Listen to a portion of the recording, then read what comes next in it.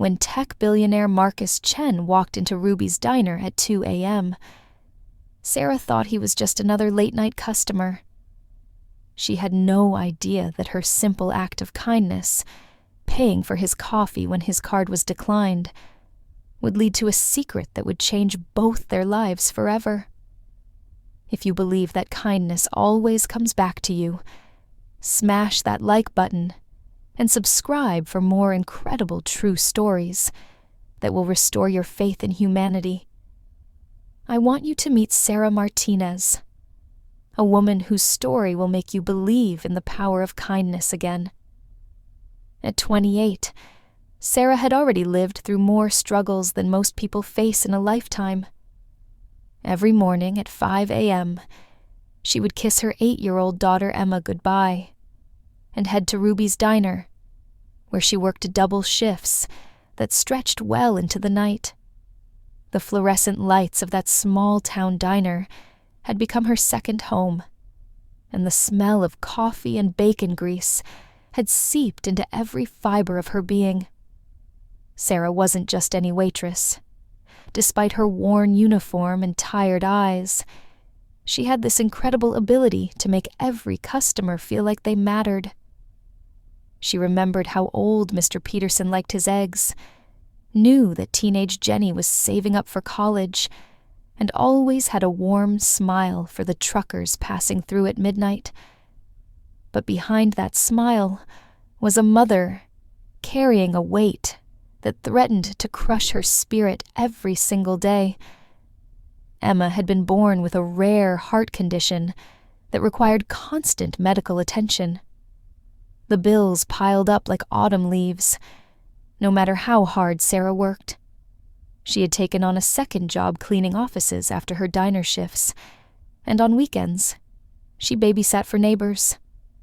Every penny went toward Emma's medications, doctor visits, and the looming threat of surgery that they kept postponing, because Sarah simply couldn't afford it. Night after night, she would count her tips at the kitchen table, calculator in hand, hoping against hope that somehow the numbers would add up to enough. They never did. That's where our story really begins, on a cold Tuesday night in March. It was 2 a.m., and Ruby's diner was almost empty except for a lone trucker in the corner booth, and Sarah, who was wiping down tables for what felt like the 1,000th time that day. Her feet ached, her back was sore, and she had exactly 4 hours before Emma would wake up needing breakfast and help getting ready for school. This was Sarah's life, an endless cycle of work, worry, and love for her daughter that kept her going when everything else felt impossible. Then the door chimed, and everything changed. A man walked in, and at first glance, Sarah thought he might be trouble. His clothes were expensive. She could tell by the way his jacket fit perfectly, and how his shoes looked like they cost more than she made in a month. But something was off. His hair was disheveled. His tie was loose. And there was something in his eyes that Sarah recognized immediately. It was the look of someone who had reached their breaking point. He slid into a booth near the window and stared out at the empty parking lot. Sarah approached with her usual warmth, despite her exhaustion. "Good evening, sir. What can I get you?" she asked, her voice carrying that genuine kindness that made her special. The man looked up, and for a moment, Sarah saw past the expensive clothes to the human being underneath. He was probably in his early 30s, with kind eyes that held a sadness she understood all too well. "Just coffee, please," he said quietly, "and maybe a slice of pie if you have any left." His voice was educated, refined, but there was a vulnerability there that touched something in Sarah's heart. She brought him the best slice of apple pie they had left and poured his coffee with extra care. As she set the plate down, she noticed his hands were shaking slightly. Without thinking, she asked, "Long night." It wasn't prying. It was the kind of gentle concern that came naturally to her. He looked up with surprise, as if he wasn't used to strangers caring about his well-being. "You could say that," he replied with a tired smile. "Work troubles." Sarah nodded understandingly. She knew about work troubles, about nights that felt too long and problems that felt too big. "Well," she said, refilling his coffee cup, "sometimes a good piece of pie can make even the worst nights a little better." They didn't talk much after that, but Sarah kept an eye on him. She could see him relaxing slightly, the tension in his shoulders easing as he ate the pie and drank his coffee. When he was ready to leave, he reached for his wallet and pulled out a credit card. Sarah ran it through the old machine, but it came back declined.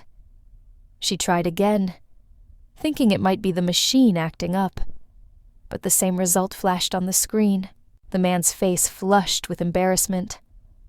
"I'm sorry," he said, checking his pockets frantically. "Let me try another card." But that one was declined too, and then a third. Sarah watched as this well-dressed man, who clearly had money, sat there looking more defeated than she had ever seen another human being look. In that moment, all she saw was someone having the worst night of their life. Someone who reminded her of herself on those nights when everything seemed to go wrong at once. Without hesitation, Sarah reached into her apron pocket and pulled out a crumpled $20 bill, part of her tips from the night, money she desperately needed for Emma's prescription refill in the morning. She rang up his bill on the register and paid it herself, then walked back to his table with a warm smile. "Don't worry about it," she said simply. "Everyone has rough days. The pie's on the house tonight." The man stared at her in complete shock. "I can't let you do that," he protested, but Sarah was already clearing his plate. "It's just $12, she said with a shrug, "and you looked like you needed some kindness tonight."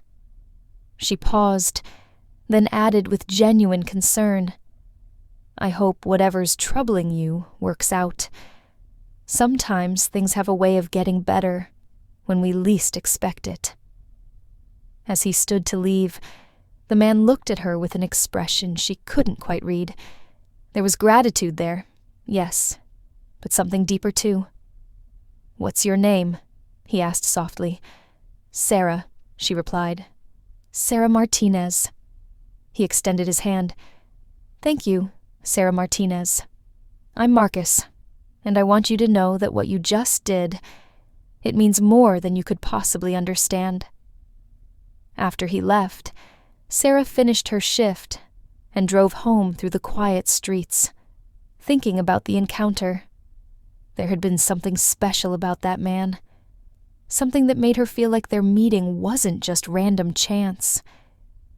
She had no idea that Marcus had sat in his car in the parking lot for 20 minutes after leaving, staring at the diner and thinking about the woman who had shown him kindness when he had forgotten that such things still existed in the world.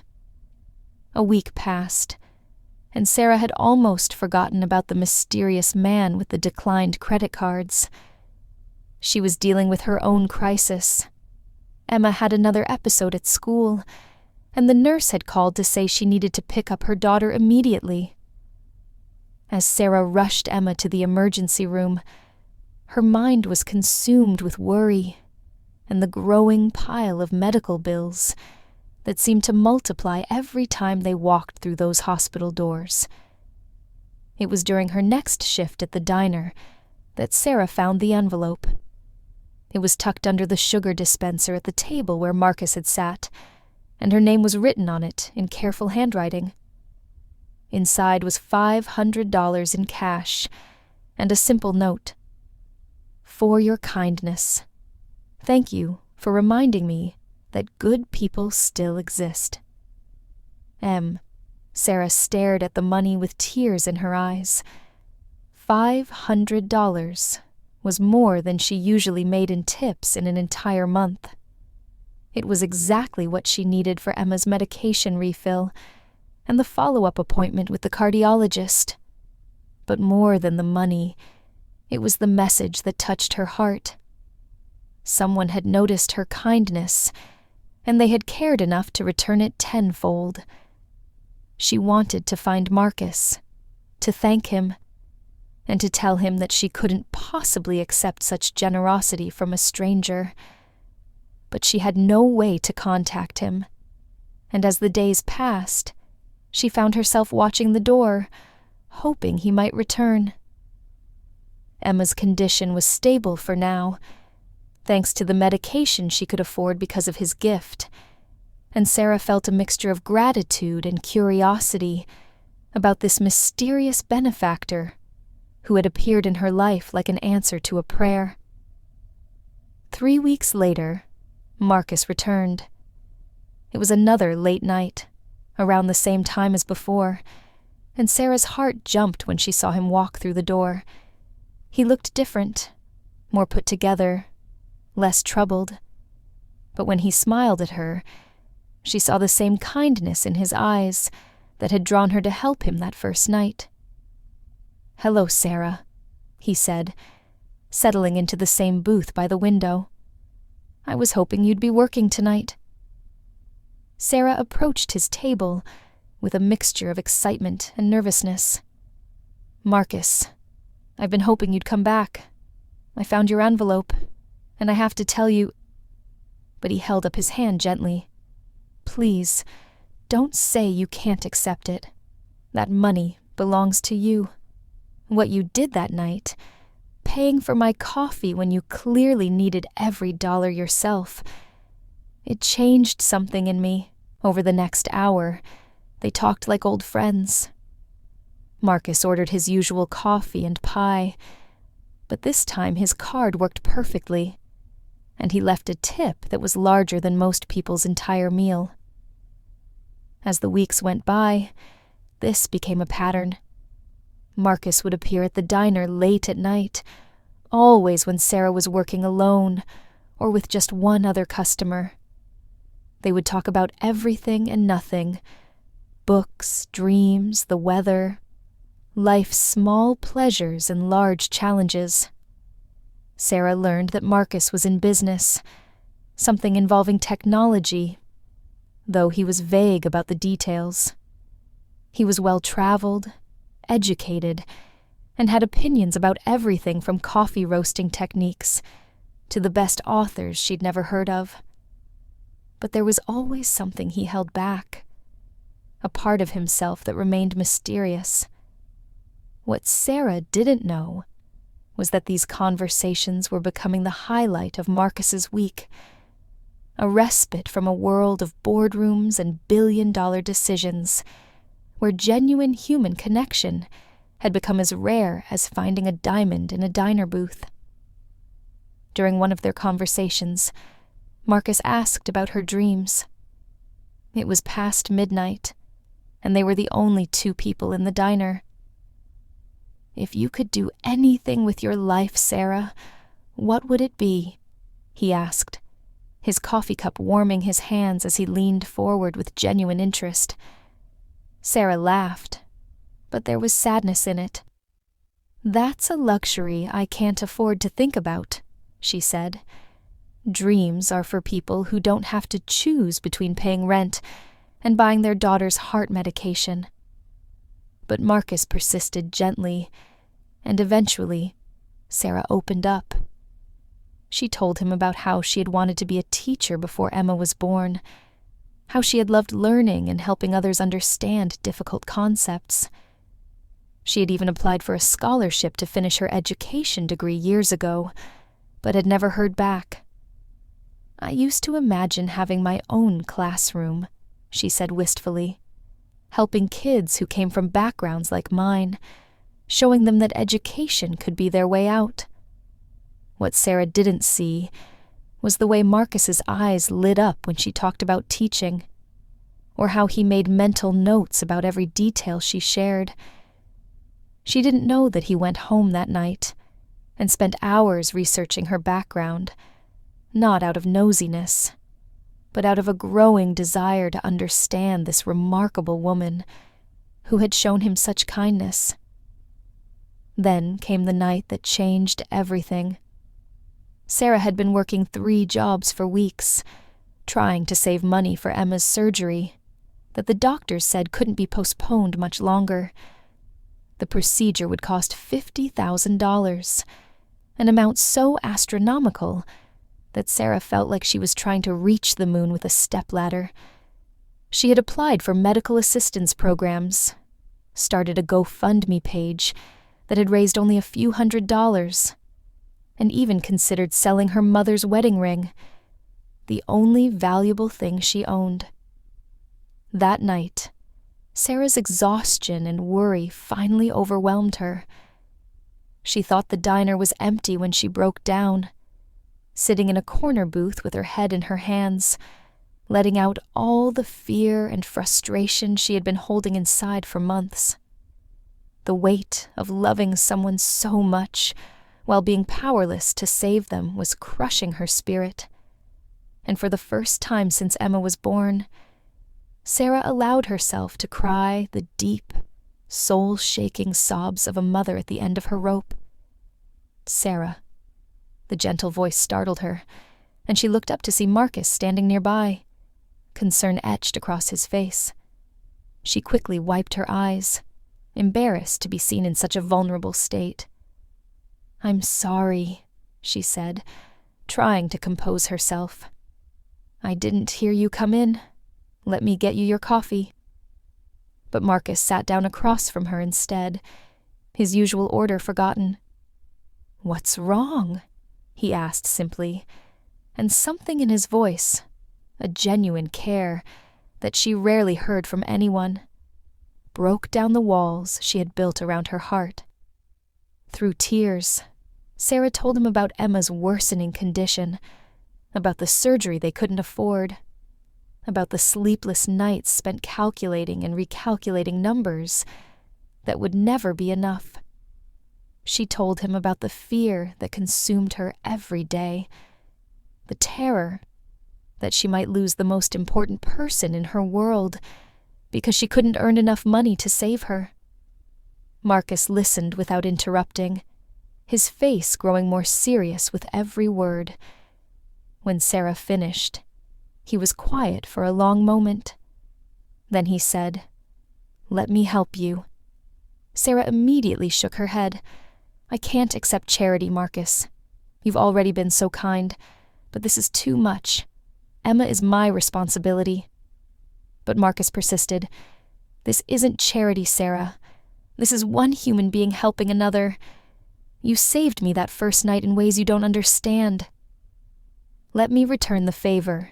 The argument continued gently for several minutes, with Sarah insisting she couldn't accept such help, and Marcus trying to convince her that accepting kindness wasn't a sign of weakness. Finally, Marcus asked her a question that stopped her protests cold. "If the situation were reversed, and I had a sick child I couldn't afford to help, what would you do?" Sarah looked at him, and they both knew the answer. She would move heaven and earth to help if she could. "Just think about it," Marcus said as he prepared to leave that night. "Sometimes accepting help is the bravest thing we can do." He left money for his coffee, and a tip that was larger than usual, but more importantly, he left Sarah with a seed of hope that maybe, just maybe, there were still angels in the world. Over the next few days, Sarah couldn't stop thinking about Marcus's offer. Part of her was tempted, the practical part that lay awake at night, calculating medical costs, and coming up short every time. But another part of her, the proud part that had carried her through years of struggle, rebelled against the idea of accepting such a massive gift from someone she barely knew. During their next encounter, Marcus seemed different. He asked more personal questions, wanted to know about her family background, her education, her dreams beyond just surviving each day. Sarah found herself opening up in ways she hadn't with anyone in years. She told him about growing up in foster care herself, about aging out of the system at 18, with nothing but determination and a fierce love for learning. She shared how becoming pregnant with Emma had forced her to put her educational dreams on hold, but how she had never regretted it for a single moment. "You mentioned applying for a scholarship," Marcus said carefully. "Do you remember which university it was for?" Sarah laughed, but there was pain in it. State University's education program. I spent weeks on that application, writing essays about how I wanted to help kids like me find their way through education.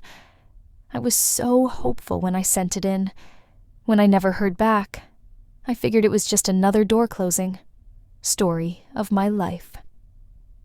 What Sarah didn't know was that Marcus was taking notes, not just mental ones, but actual notes that he reviewed later in his penthouse office overlooking the city. She didn't know that he had teams of people who could research anything, find anyone, and solve problems that seemed impossible to ordinary people.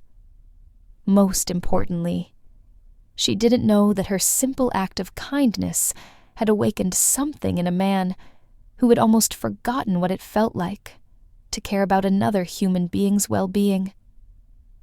The revelation came on a Thursday night in late April. Sarah was refilling Marcus's coffee cup when he said quietly, "Sarah, I need to tell you something. I haven't been completely honest with you about who I am." The tone in his voice made her set down the coffee pot and give him her full attention. There was something in his expression that made her heart rate quicken, not with fear, but with anticipation of something momentous. "My full name is Marcus Chen," he said, watching her face carefully. "I'm the CEO and founder of Tech Vision Industries." The name meant nothing to Sarah at first, and Marcus could see her confusion. "We develop software and applications for businesses. The company is worth about $2.8 billion, which makes me—" He paused, struggling with how to say it. "Sarah, I'm what people call a billionaire." The coffee cup Sarah was holding slipped from her fingers and shattered on the floor, but neither of them moved to clean it up. Sarah stared at Marcus, this man who had been coming to her diner for months, ordering pie and coffee, tipping generously but not extravagantly, talking to her like she was the most interesting person in the world. "You're... what?" she whispered. "I know how this sounds," Marcus continued quickly. "I know you probably feel like I've been lying to you, and maybe I have been. But Sarah, that night when my cards were declined, my accounts had been temporarily frozen due to a business dispute. I was going through one of the worst periods of my life, dealing with betrayal from people I trusted, questioning everything I had built. When you paid for my coffee, when you showed me kindness without knowing anything about my wealth or status, it reminded me of something I had forgotten." Sarah was still processing the information. Marcus Chen. She had heard that name before, had seen it in newspapers and business magazines that customers sometimes left behind. He was one of those people who existed in a different universe from hers.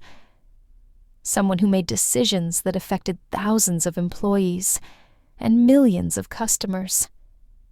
And he had been sitting in her diner, eating her pie, listening to her problems as if he were just another lonely person looking for human connection. "Why didn't you tell me?" she asked, her voice barely above a whisper. Marcus leaned forward, his eyes intense with emotion. "Because when I'm with you, I get to be just Marcus. Not the CEO, Not the billionaire. Not the guy who gets invited to charity galas and has his picture in Forbes magazine. I get to be the person I was before I had more money than I could spend in 10 lifetimes, before I forgot that most problems can't be solved with a wire transfer. The hurt in Sarah's voice was unmistakable when she spoke again. So, this has all been what? Some kind of social experiment? Rich guy plays dress-up and talks to the poor waitress. But Marcus shook his head emphatically. No, Sarah. It's been the most real thing in my life in years. Every conversation we've had, every moment of laughter and concern and genuine human connection, that's been real. More real than anything else in my world. Then Marcus told her something that changed her understanding of everything. I grew up in foster care too, Sarah.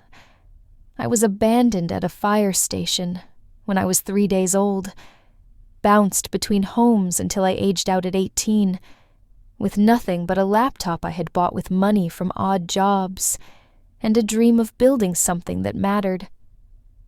I know what it's like to be hungry, to have your electricity shut off, to wear the same clothes to school every day, because they're the only ones you own. Sarah's anger began to transform into something else. Recognition, understanding, a sense of shared experience that ran deeper than she had imagined. Then how did you... she started to ask. Marcus smiled, and for the first time since his revelation, it was the same warm smile she had come to know and trust. There was a diner, not unlike this one, where I used to go when I had nowhere else to sleep. I would order the cheapest thing on the menu and make it last for hours, just to have a warm place to sit. The waitress there was named Rosa, and she was about your age, probably struggling just like you are now. But she never made me feel like a burden. She would bring me extra bread, refill my coffee without charging, sometimes even pack me a sandwich to take with me when I left. Marcus's eyes grew distant with the memory. One night, my debit card was declined for a $6 meal. I was so embarrassed, so ashamed, but Rosa just smiled and said, "Don't worry about it, mijo. Everyone has hard times." She paid for my food out of her own tips, just like you did for me. I promised myself that if I ever made it, if I ever had the means, I would find a way to pay that kindness forward. The pieces began falling into place for Sarah. "You've been looking for her," she said softly. Marcus nodded. "For years. I hired investigators, searched through old employment records, followed every lead. Rosa had disappeared, probably moved on to another job, another city, another life. I never found her. But then I walked into this diner and met you, and I realized that maybe I wasn't supposed to find Rosa.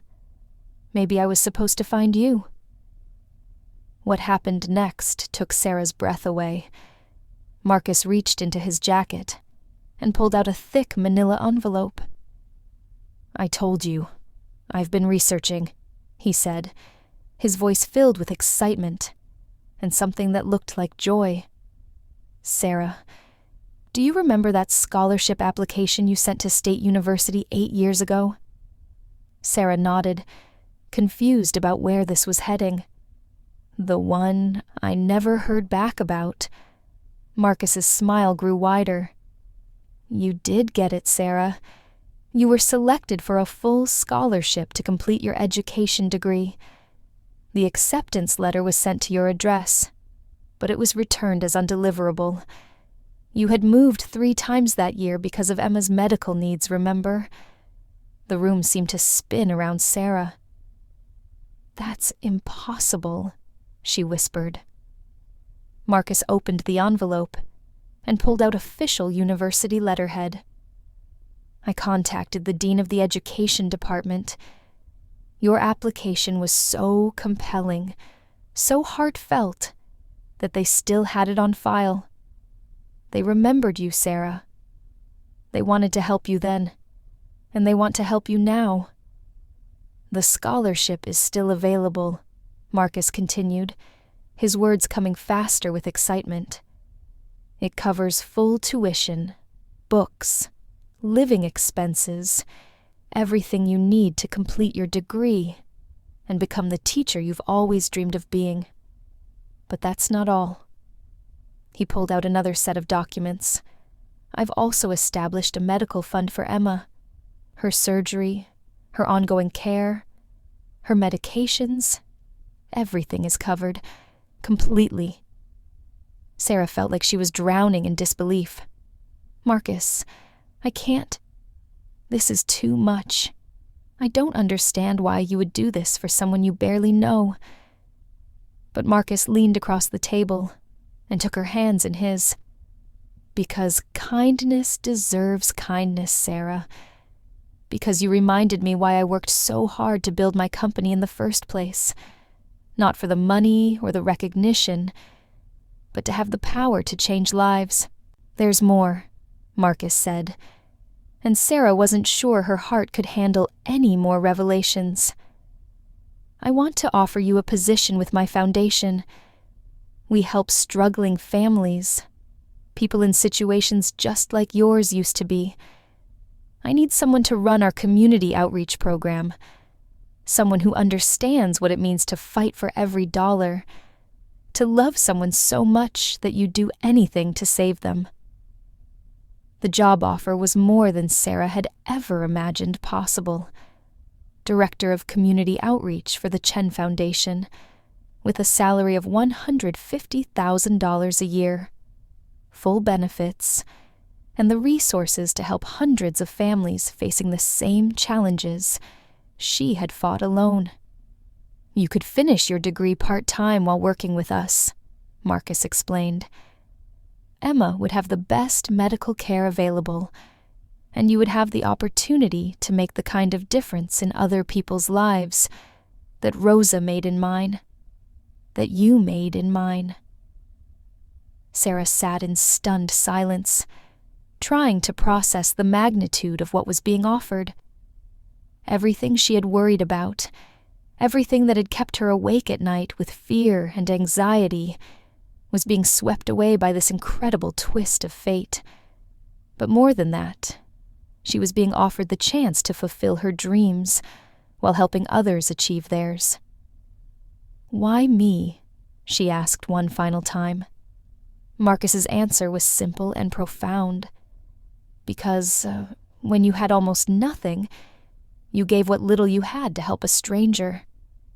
Because when you were facing the biggest crisis of your life, you still treated everyone who walked through that door with dignity and kindness.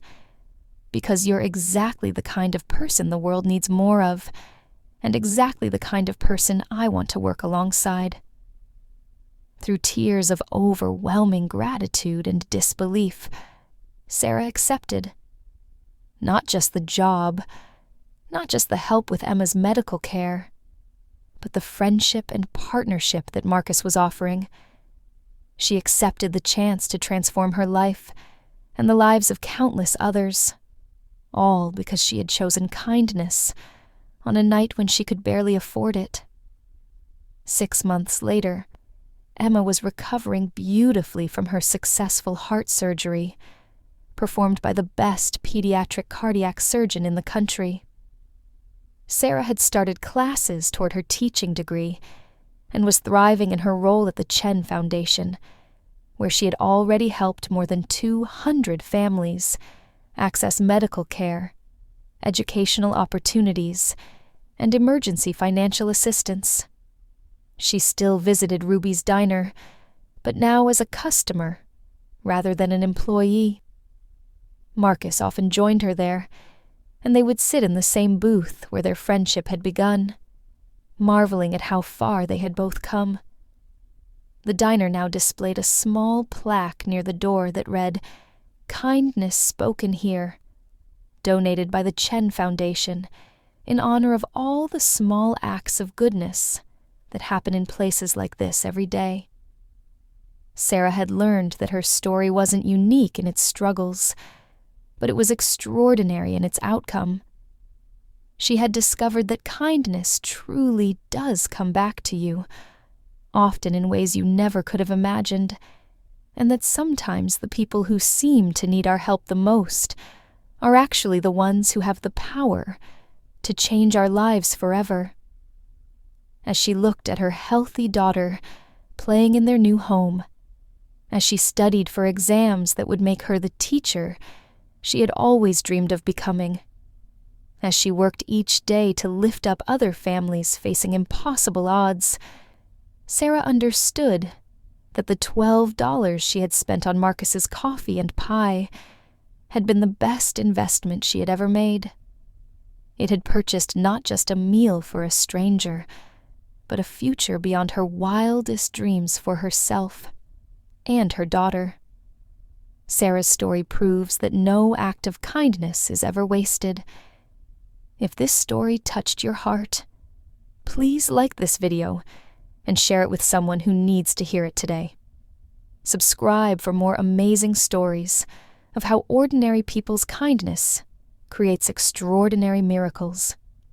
What small act of kindness will you do today? Tell us in the comments below, because you never know. Your moment of compassion might just change someone's life forever, including your own.